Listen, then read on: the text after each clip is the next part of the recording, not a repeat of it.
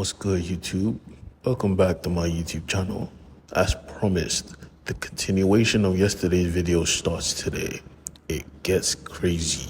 Trust me, you would want to stick to the end. My name is Ifai, and this is Once and Future by the amazing Dan Mora, and a story about stories. So sit back, relax, hit the subscribe button and the bell for notifications for when I drop another video. Let's go. Beowulf was absolutely going crazy. This was what he found to be fun. Chaos, violence. That was the type of person he was, the type of hero he was. Or at least this is the type of hero we are getting. He was about to kill Duncan and his grandmother, but Duncan was smart enough to realize that Beowulf was no ordinary man. So the only option was to flip that car. And he flipped it. He flipped it so well, the car crushed Beowulf under it. It was such a dangerous move that Duncan and his grandmother had to have been hurt in this crash. It was that devastating. And Beowulf was supposed to be dead, right? There was a long pause, a long silence before we see Duncan and his grandmother actually alive. He helped her get out of the crash, and he was happy, only to turn around and see Beowulf standing there. This demonic man was ready for action. He was on Freddy Krueger mode, and Duncan had no other options but to face him. His grandmother actually told him that he should while she sets up a trap, because as you know, she's a perfect hunter, or at least she was. So she tossed Duncan the spear and told Duncan, "You have no other choice." And Beowulf just stood there, looking like an absolute demon, calling Duncan out, saying, "Come forth, hero. Let's battle it out, man to man." By the look of things, Duncan was absolutely terrified, but he had no other option, so he attacked. He attacked with the freaking spear, while his grandmother looked for a bomb, which she found. But this was Beowulf, spear or not. He just flicked that stuff to the side, grabbed onto Duncan. He was about to fatality this dude, saying Duncan had two good arms. He wants one. Stretching him out, he was about to split him in half till he was shot. Granny was not going to let anybody take her grandchild from her, or at least not Duncan, because we know what she did to the other grandchild. She called to Duncan, telling him to run towards her, and Duncan did. Seeing the tripwire, he jumped over it, expecting Beowulf to trip over it and cause the trap to explode. But nah, Beowulf was no fool, and everyone was kinda shocked. They expected him to be a fool. Beowulf just picked out the bomb, which was very dumb because he was practically on fire, taunting them. Duncan saw this and just said, "Yeah, you're smart, but can you catch a bullet?" He shot directly at the mine, which exploded in Beowulf's arms. They were exhausted. This was a night they really wanted to forget. And Duncan had lost a car, and he didn't have insurance. Without a car, they made their way back to the home to drop off his grandmother, and his grandmother asked him what he's going to do next, and he said he just wants to sleep. He hasn't slept since he started this whole family business, and he just wanted to rest. Understandable. But the thing is, heroes should never rest, because when they do rest, their enemies are at work. And Mary, his own mother, was at work. She was an enemy. Stepping into a haunted house, we see the spirits that was haunting this house was actually Merlin himself. He was pissed off that King Arthur did not know who he was. It frustrated him. Like I explained before, the stories of this world come to life, and this King Arthur is brought to life by a story that didn't really involve Merlin, so he doesn't know who Merlin is. Or Mary didn't care, she just wanted to know about her son, Galahad. Merlin was like, "Bruh, chill out. Everything is going fine." And right now, Beowulf is dead, so the monster comes next. Back in the home, though, we see that Granny had just got in, and everybody is surprised because she's a bit chipper than she usually is. Everyone knows she's very annoyed all the time, but she looks happy.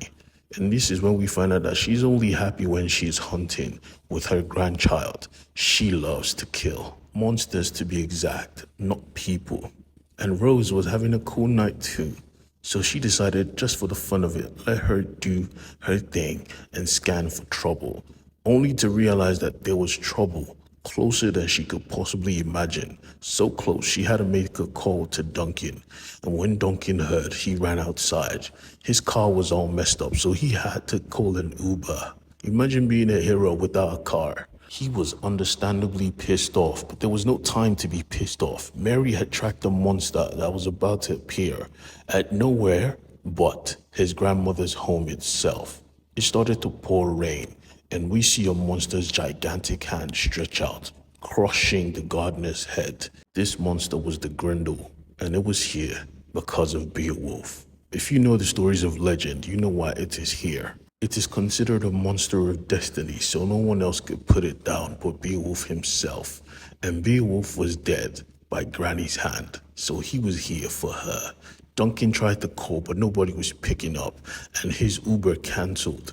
His life sucked, so he did the next good option, stopping a car by himself in the middle of the road, asking the driver for help. The driver said, nah, that place is too far. So Duncan learned from his grandmother, pulling out a Glock and telling the driver, you are going to take me where I want to go, okay? But there was no time. The monster was already here, and Granny noticed the world start to shift, because when magical beasts appear in reality, the world starts to shift. You feel like you're tripping. Everyone felt like they were tripping, and Granny went to the reception just to find out if they had a gun. And when there was no gun, she said, oh, young man, would you come along with me? And when he did, the monster came through. She saved the receptionist from death because the Grendel was just here to eat. He was hungry. Duncan was on his way, moving as fast as he could while threatening a taxi driver, calling Rose. Rose asked him whether she should call the cops, and he said, please do. This is no time for secrets. My grandmother is about to die. And she really was, because she was hiding in the kitchen watching all of her friends die in the hands of the Grendel. Even the receptionist saw all this take place and he wanted to shout, but grandmother was like, nah, shh, don't make a sound. Just shut up and let me work. And she went to work, tossing a lot of cheese inside a pot to melt and grabbing the sharpest knife she could find.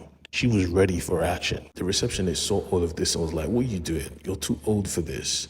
But she was like, bruh, I've been killing monsters since before you were born, and I sure as hell will be killing a lot more when you're gone.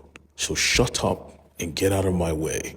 She stepped into the hallway like a beast and called to the Grendel, come get me now. And the Grendel chased her directly into the kitchen, where a hot, boiling pot of cheese was grabbed by Granny and tossed directly at the Grendel's face. It melted his face instantly. It was a puddle of blood and cheese. The Grendel was pissed, and Granny used the opportunity to run away. It didn't help. He already had her scent. She just motivated him to kill her a lot sooner. And Duncan was really trying his best to call someone.